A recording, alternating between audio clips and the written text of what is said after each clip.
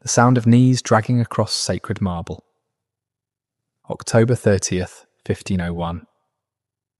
You're sitting in the private apartments of the Pope. You can't move, you can't speak. Your wine cup trembles in your hand, but you don't dare set it down, because setting it down means admitting this is real. Around you, cardinals in scarlet robes stare at the floor. Some are praying, some have closed their eyes entirely. And between their legs, crawling like animals across the sacred ground of the Vatican, 50 naked women collect chestnuts while the Vicar of Christ watches from his throne. He's laughing, but here's what freezes your blood. This is just the entertainment. The bride doesn't know yet what her father has planned for her before sunrise. Something so calculated, so surgically cruel that it won't kill her body. It will destroy everything else. Stay with me, because what you're about to discover has been buried for 500 years. And by the end, you'll understand why. This is the story of Lucrezia Borgia, and the night that should have damned the Vatican forever. If this story grips you, drop a like. It takes a second and helps us pull more voices out of the darkness. 3 weeks earlier, December 1501, a man rides through the gates of Rome like a condemned prisoner walking to the scaffold. Alfonso d'Este, heir to the Duchy of Ferrara, 25 years old, from a family that has ruled northern Italy for generations, and he's terrified. You're riding into the most powerful city on earth to marry a woman whose last 2 husbands are dead. The first was declared impotent, publicly humiliated, discarded when he was no longer useful. The second was stabbed on the Vatican steps. When he survived, her brother sent men to strangle him in his bed, while Lucrezia screamed and pounded on the door. That was 18 months ago. Now it's your turn. Alfonso tried everything to escape. Excuses, delays. His father begged the Pope to choose someone else. The response from Rome was simple: accept the alliance or watch Cesare's armies reduce Ferrara to ash. So here he is. The reception is designed to break him. Pope Alexander VI receives him in the throne room. 69 years old, corpulent, radiating power like heat from a furnace. His eyes scan Alfonso the way a butcher examines livestock. To his right stands Cesare Borgia, 26, cardinal turned general, the man who strangled Alfonso's predecessor. He doesn't speak during the entire reception. He just watches, a faint smile at his lips, like a cat that's already decided when to strike. For 3 weeks, Alfonso endures humiliations disguised as celebrations, banquets where he's seated next to courtesans while cardinals smirk, hunting parties where Cesare demonstrates his marksmanship, receptions where the Pope jokes about his dead predecessors. Every night, Alfonso writes letters to his father that he knows are being read, and wonders which day will be his last.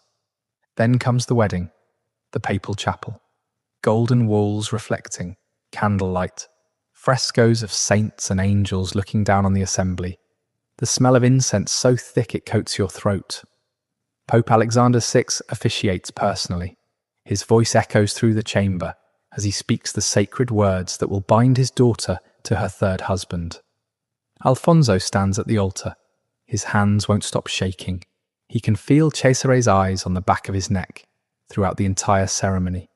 Cold, patient, the gaze of a predator watching prey that doesn't realize it's already caught.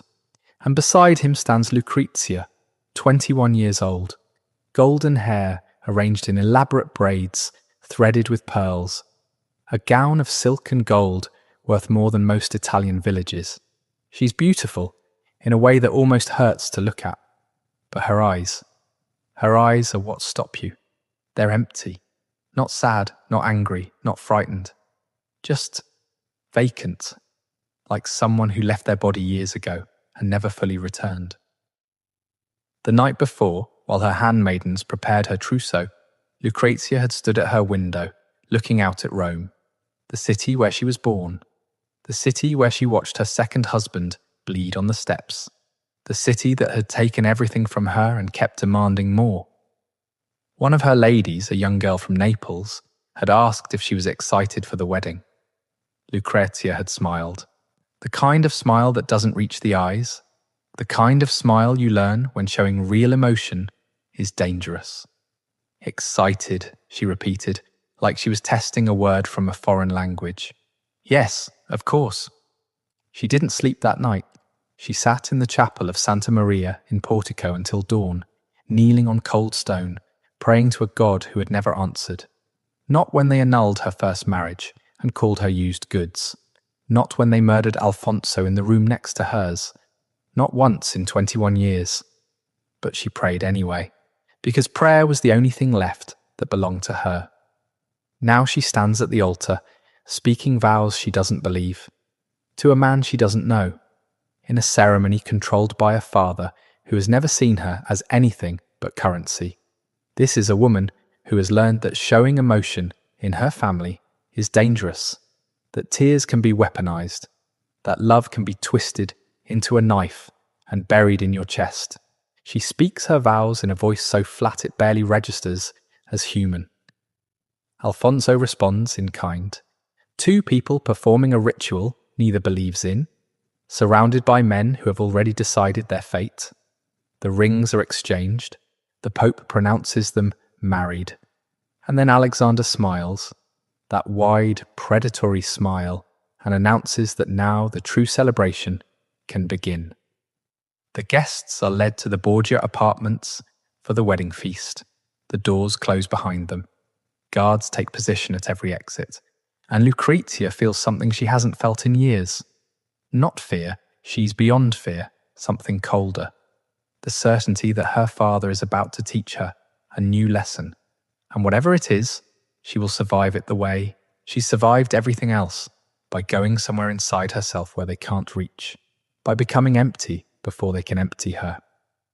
The feast begins like any aristocratic wedding. Roasted peacock with gold leaf, mountains of exotic fruits, wine that costs more per bottle than a peasant earns in a year. Musicians play. Poets recite verses praising the bride and groom. Laughter echoes off the painted walls. Hours pass. The wine flows. Conversation grows louder, looser. Some guests begin to relax. Alfonso almost lets himself believe this is just a wedding. Then he notices the guards have multiplied. Then he notices Cesare hasn't touched his wine all night. Then he notices the Pope is staring at him. Not warmly, expectantly, like a man waiting for a performance to begin. Midnight approaches. Cesare stands. The room falls silent instantly, as if someone has cut the strings of every voice at once. He walks to the side doors and gives a quiet order. The doors open.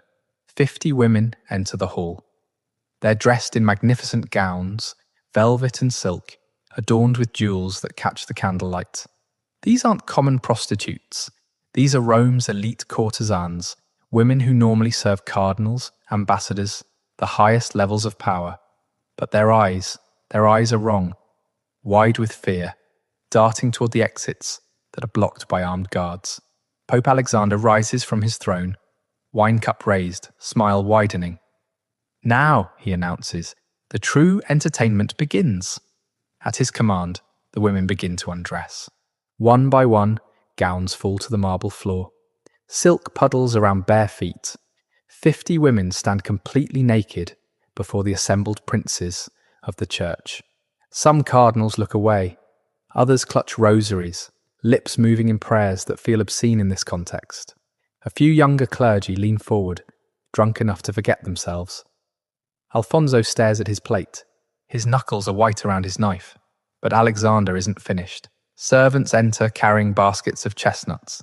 They scatter them across the floor, hundreds rolling between the feet of horrified guests, disappearing under tables, spreading across the sacred marble.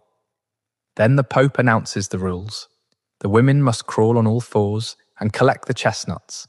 Whoever gathers the most wins prizes from the papal treasury. Silk robes, golden necklaces, jewels.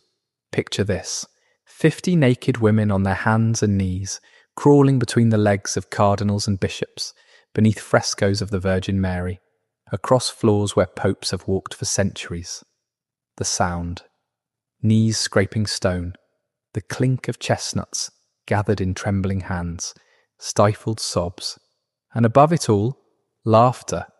The Pope laughing, Cesare laughing, the sound bouncing off golden walls like something from hell's own banquet. Some guests join in, throwing chestnuts farther, making the women crawl longer distances.